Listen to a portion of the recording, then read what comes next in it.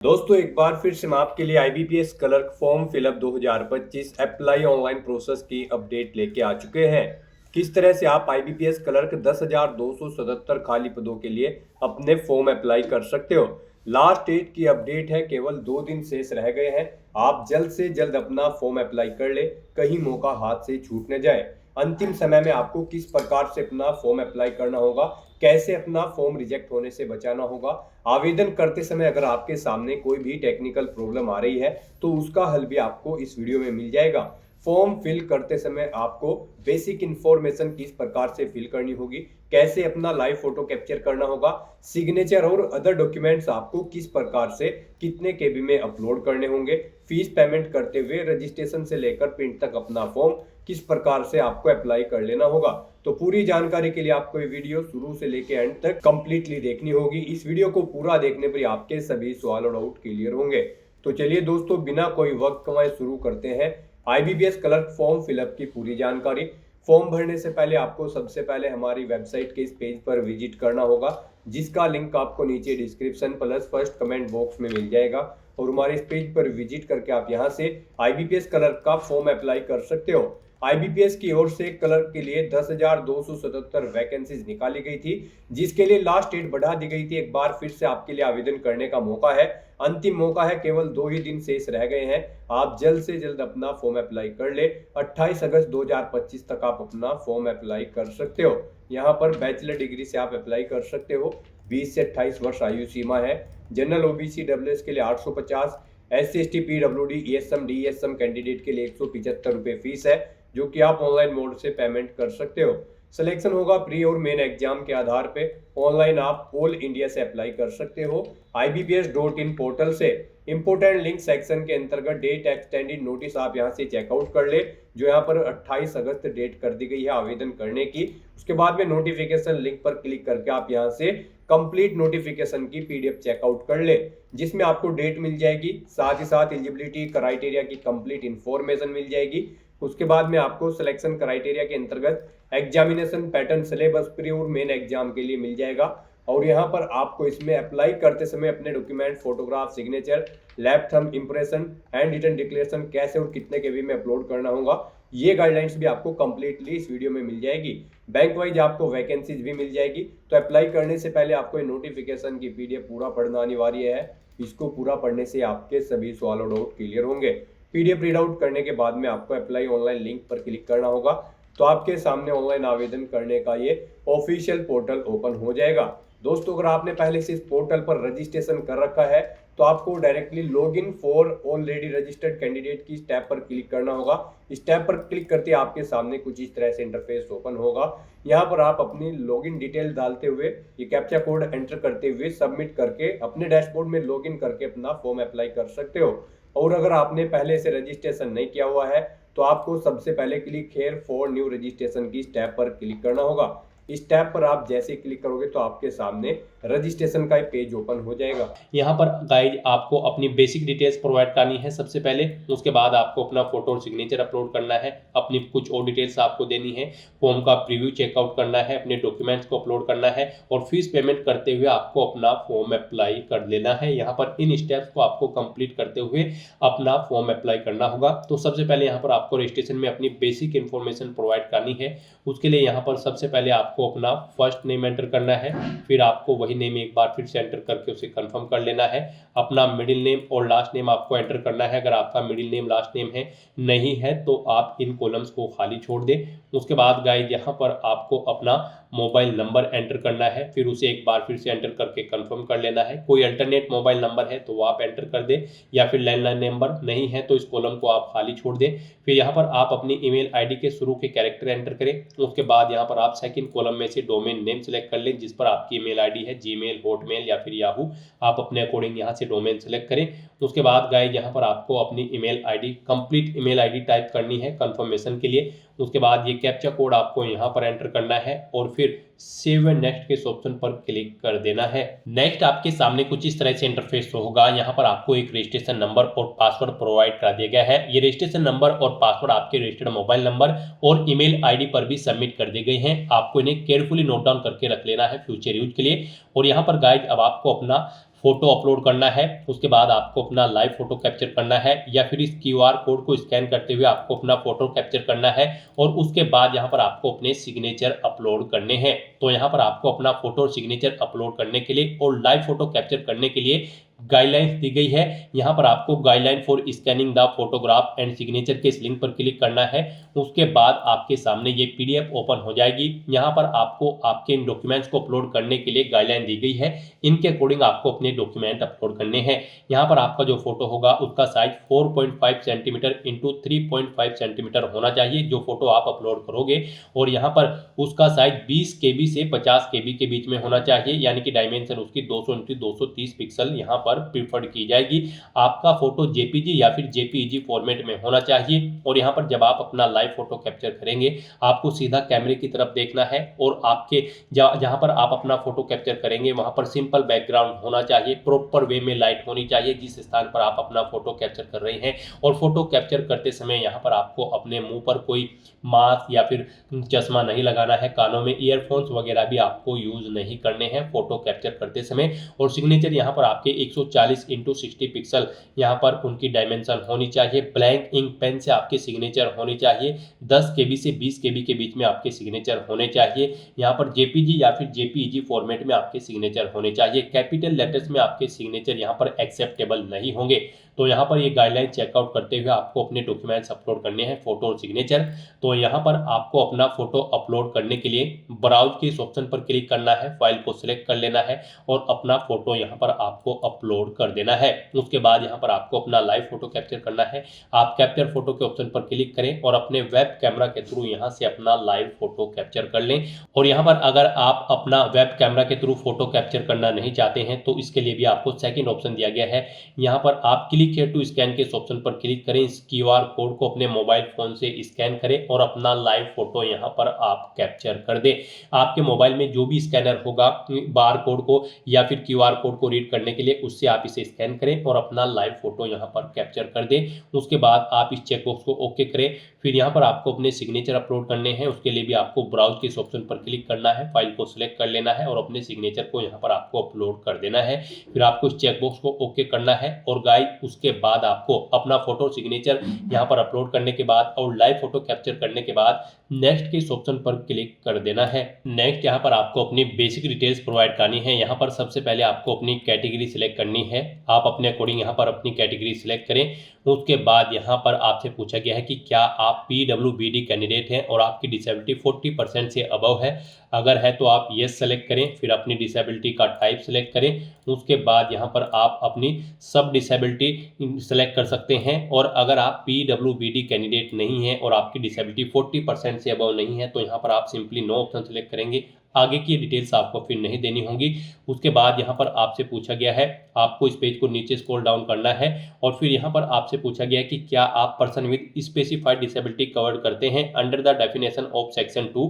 अगर करते हैं तो आप यस करेंगे, नहीं तो यहाँ पर आप नो ऑप्शन सेलेक्ट करेंगे। यस ऑप्शन अगर आप सेलेक्ट करते हैं तो फिर यहाँ पर आपसे पूछा गया है कि क्या आपको एग्जाम के दौरान कंपेंसेटरी टाइम की जरूरत पड़ेगी, एक्स्ट्रा टाइम की जरूरत पड़ेगी। यहाँ पर अगर पड़ेगी तो यस करें, नहीं तो नो ऑप्शन सेलेक्ट करें। तो इस तरह से यहाँ पर आपको अपनी डिटेल देनी होगी। नहीं आप इस डिसेबिलिटी को कवर करते हैं इस सेक्शन के अंतर्गत तो यहाँ पर आपको नो ऑप्शन सेलेक्ट करना होगा, फिर आपको ये डिटेल्स प्रोवाइड नहीं करानी होगी।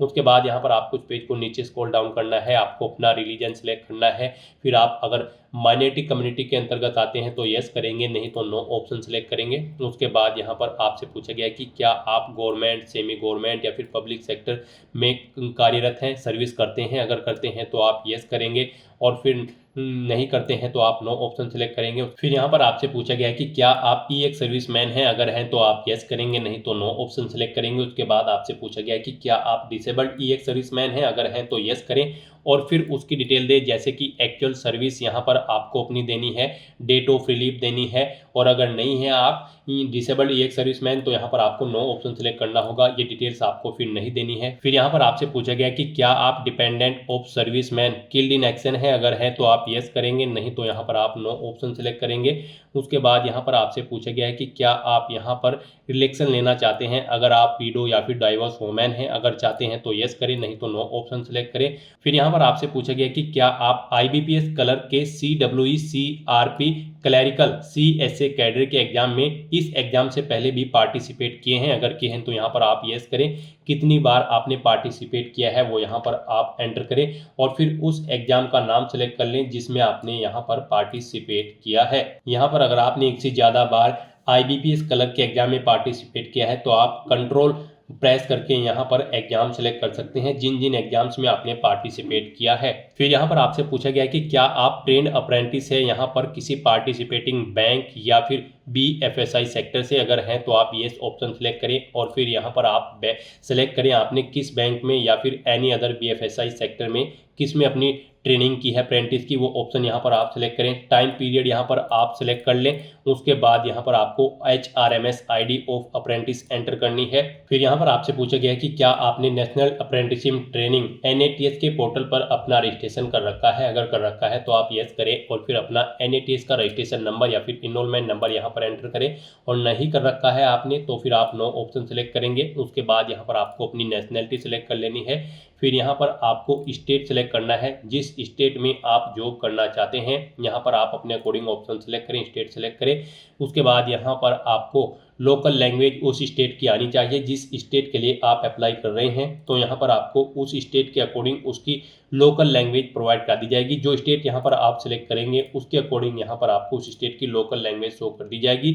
यहाँ पर आप ऑप्शन सेलेक्ट करें इनमें से जो भी लैंग्वेज में आपको प्रोफिशिएंसी है यानी कि आप जानते हो उस लैंग्वेज को, और फिर आप यहाँ पर इस चेकबॉक्स को ओके करें कि यहाँ पर आप इस लैंग्वेज को रीड, राइट और स्पीक करना जानते हैं। फिर यहाँ पर आपसे पूछा गया है कि यहाँ पर जो आपने लोकल लैंग्वेज सेलेक्ट की है क्या वो आपके पास 10वीं क्लास में एक सब्जेक्ट के तौर पर थी या फिर उससे ऊपर की जो क्लासेस थी उसमें आपके पास सब्जेक्ट के तौर पर थी।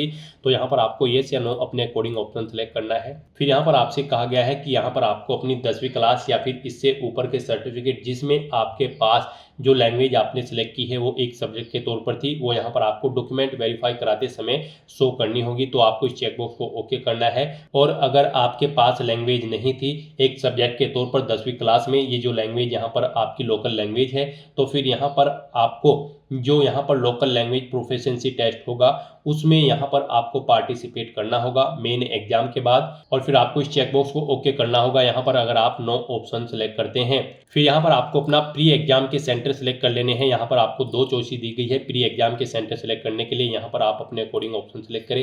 फिर आप मेन एग्जाम के लिए भी सेंटर सेलेक्ट करें। इनके लिए भी आपको यहाँ पर 2 ऑप्शन दिए गए हैं। 2 मेन एग्जाम सेंटर यहाँ पर आप सिलेक्ट करें। पेज को नीचे स्क्रॉल डाउन करें।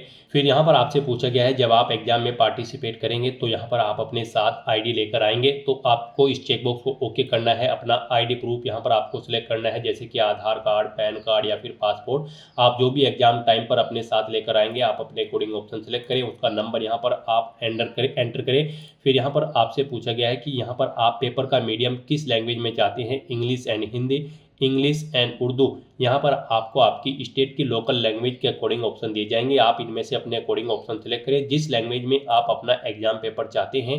उसके बाद यहाँ पर आपको अपनी पर्सनल डिटेल देनी है। यहाँ पर आपको अपनी डेट ऑफ बर्थ सेलेक्ट कर लेनी है। फिर आपको अपना जेंडर सेलेक्ट करना है। अपना मैरिटल स्टेटस आपको सेलेक्ट कर लेना है, आप मैरिड हो या फिर अनमैरिड। उसके बाद यहाँ पर आपको अपना आधार कार्ड नंबर एंटर करना होगा। फिर यहाँ पर आपसे पूछा गया है कि क्या आप आधार को वेरीफाई करने की सहमति देते हैं। अगर देते हैं तो यस करें, नहीं तो नो ऑप्शन सेलेक्ट करें। फिर यहाँ पर आपको अपना पैन कार्ड नंबर एंटर करना है। आपके जुड़वा भाई बहन हैं तो यहाँ पर आप येस ऑप्शन सेलेक्ट करें और फिर उनका जेंडर सेलेक्ट करके उनका नाम यहाँ पर दें। नहीं है आपके जुड़वा भाई बहन तो यहाँ पर आपको नो ऑप्शन सेलेक्ट करना होगा।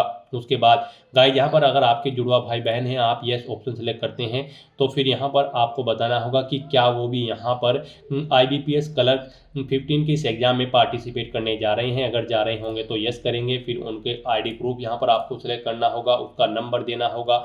और गाइस यहाँ पर अगर आपके जुड़वा भाई बहन नहीं है तो यहाँ पर आप सिंपली नो ऑप्शन सेलेक्ट करेंगे, आगे की डिटेल्स आपको नहीं देनी होगी।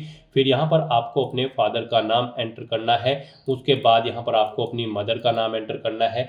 आप मैरिड हो तो अपने हस्बैंड या फिर वाइफ का नाम यहाँ पर एंटर कर देंगे। उसके बाद यहाँ पर आपको अपना कोरोस्पोंडेंस एड्रेस एंटर करना है। फिर यहाँ पर आपको अपना परमानेंट एड्रेस एंटर करना है। और अगर आपका परमानेंट एड्रेस आपके कोरोस्पोंडेंस एड्रेस के अकॉर्डिंग सेम है तो यहाँ पर आप same as address for correspondence के इस चेकबॉक्स को ओके करें। ऑटोमेटिकली आपका परमानेंट एड्रेस आपके कोरोस्पोंडेंस एड्रेस के अकॉर्डिंग फिल हो जाएगा। उसके बाद यहाँ पर आपको जीएसटी इनवॉइसिंग एड्रेस सेलेक्ट करना है, यानी कि जिस एड्रेस पर आप कम्युनिकेट करना चाहते हैं इस भर्ती प्रोसेस के दौरान वो एड्रेस यहाँ पर आप सेलेक्ट करें। उसके बाद यहाँ पर आपको आपकी कैटेगरी के अकॉर्डिंग एप्लीकेशन फीस का अमाउंट शो कर दिया जाएगा। इस तरह से अपनी सभी डिटेल्स प्रोवाइड करने के बाद फिर आपको वैलिडेट योर डिटेल के इस ऑप्शन पर क्लिक करना है, अपनी सभी डिटेल्स को वैलिडेट कर लेना है और फिर आपको सेव एंड नेक्स्ट के इस ऑप्शन पर क्लिक कर देना है। नेक्स्ट यहाँ पर आपको अपनी एजुकेशनल क्वालिफिकेशन की डिटेल देनी है इस भर्ती में पार्टिसिपेट करने के लिए। जी हाँ दोस्तों, IBPS क्लर्क 15 एग्जाम में पार्टिसिपेट करने के लिए आपके पास ग्रेजुएट डिग्री होनी जरूरी है किसी भी रिलीवेंट डिसिप्लिन के अंतर्गत किसी वेल रिकॉग्नाइज्ड यूनिवर्सिटी से। तो यहाँ पर आपको अपनी क्वालिफिकेशन की डिटेल प्रोवाइड करनी है। सबसे पहले यहाँ पर आपको अपनी 10वीं क्लास की डिटेल देनी होगी। यहाँ पर आपको बोर्ड का नाम देना है जिससे आपने अपनी 10वीं क्लास पास आउट की है। फिर पासिंग डेट आपको सिलेक्ट कर लेनी है, कितने परसेंट मार्क्स आपने ऑब्टेन किए हैं वो यहाँ पर आपको एंटर करना है। आपको बताना है आपकी फर्स्ट क्लास है या फिर सेकंड या फिर पास आउट हो, आप अपने अकॉर्डिंग ऑप्शन सेलेक्ट करें। उसके बाद यहाँ पर आपको अपनी ग्रेजुएशन की डिटेल देनी है। यहाँ पर आपको यूनिवर्सिटी का नाम देना है जिससे आपने अपनी ग्रेजुएशन पास आउट की है। फिर आपने ग्रेजुएशन किस में पास आउट की है यहाँ पर आप ऑप्शन सेलेक्ट करें, BSc, BA, BTech, B Pharma, B Arts, law, CA, CS, आप अपने अकॉर्डिंग यहाँ पर ऑप्शन सेलेक्ट करें। उसके बाद यहाँ पर आपको अपना स्पेशलाइजेशन या फिर सब्जेक्ट सेलेक्ट कर लेना है ग्रेजुएशन का जिसमें आपने अपनी ग्रेजुएशन यहाँ पर पास आउट की है। फिर यहाँ पर आपको पासिंग डेट सेलेक्ट कर लेनी है। उसके बाद आपको मार्क्स की परसेंटेज देनी है, कितने परसेंट मार्क्स आपने ग्रेजुएशन में ऑब्टेन किए हैं। फिर आपको बताना है आपकी यहाँ पर फर्स्ट क्लास है, सेकंड है या फिर पास आउट है, आप अपने अकॉर्डिंग ऑप्शन सेलेक्ट करें। उसके बाद अगर आपने पोस्ट ग्रेजुएशन कर रखी है या फिर कोई प्रोफेशनल क्वालिफिकेशन या फिर कोई अन्य क्वालिफिकेशन आपने यहाँ पर कर रखी है तो उसकी डिटेल भी आप सेम ऐसे ही प्रोवाइड करा सकते हो। इस तरह से यहाँ पर आपको अपनी क्वालिफिकेशन की डिटेल देनी है।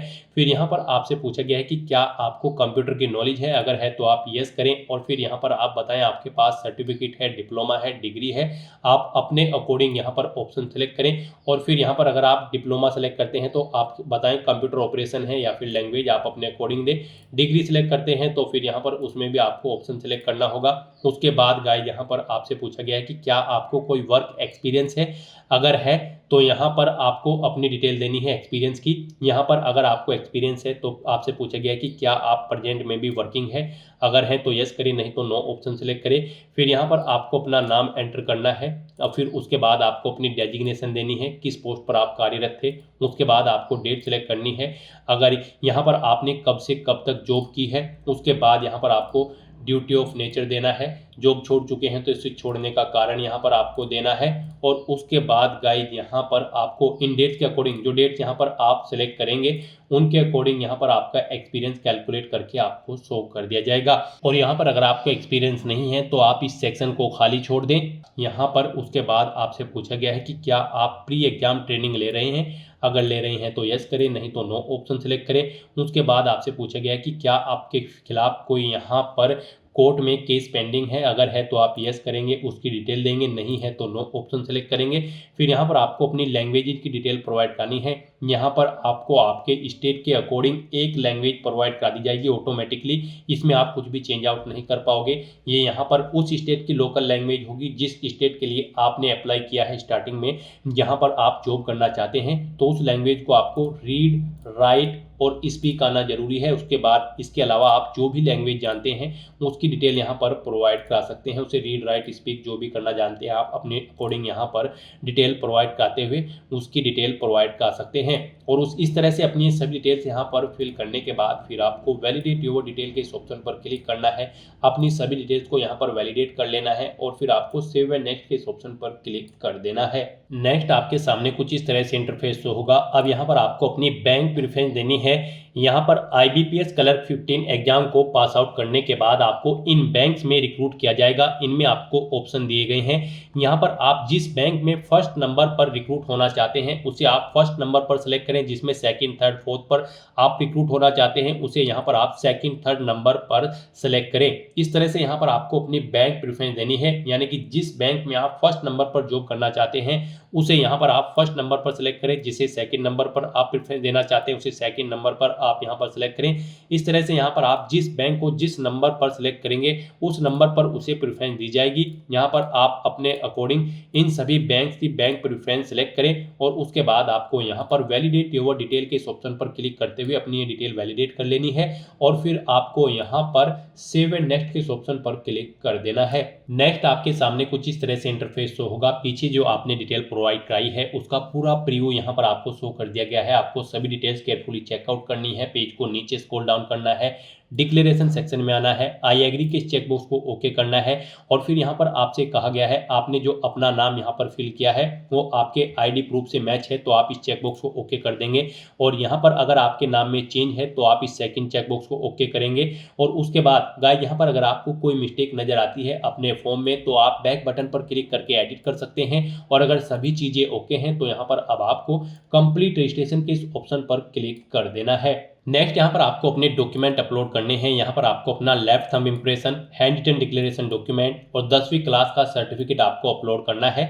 इनके लिए भी आपको गाइडलाइन दी गई है। यहाँ पर आप गाइडलाइन फॉर डॉक्यूमेंट अपलोड के इस लिंक पर क्लिक करें, आपके सामने ये पीडीएफ ओपन होगी, यहाँ से आप चेकआउट कर सकते हो। आपका लेफ्ट थंब इंप्रेशन यहाँ पर 20 KB से 50 KB के बीच में होना चाहिए। डायमेंशन उसकी 240 × 240 पिक्सल होनी चाहिए। जेपीजी या फिर जेपीजी फॉर्मेट में आपके यहाँ पर लेफ्ट थंब इंप्रेशन होनी चाहिए। उसके बाद यहाँ पर आपको अपना hand written declaration document upload करना है, वो भी यहाँ पर जेपीजी या फिर जेपीजी फॉर्मेट में होना चाहिए। डायमेंशन उसकी 800 × 400 पिक्सल में होनी चाहिए।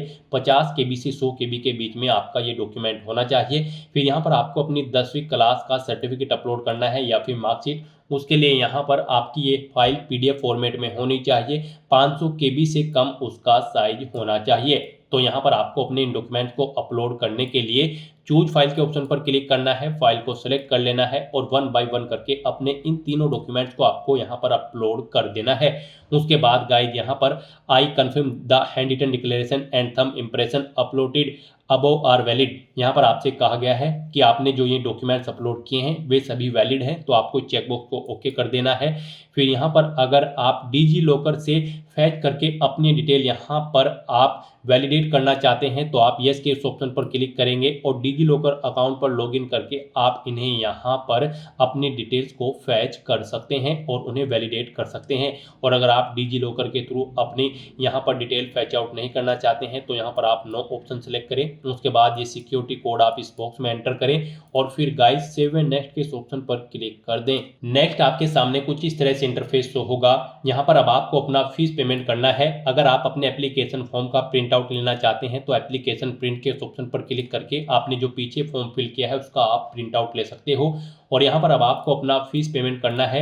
यहाँ पर आपको आपकी कैटेगरी के अकॉर्डिंग एप्लीकेशन फीस का अमाउंट शो कर दिया जाएगा। गाइस यहाँ पर हम आपको बता दें अगर आप जनरल ओबीसी ईडब्ल्यूएस कैंडिडेट हैं तो आपको 850 रुपये फीस देनी है। SC ST PWBD ESM DESM candidate हो तो फिर आपको 175 रुपये यहाँ पर फीस के रूप में जमा कराने होंगे जो कि आप ऑनलाइन मोड से जमा करा सकते हैं। यहाँ पर फीस पेमेंट करने के लिए आपके पास दो ऑप्शन हैं।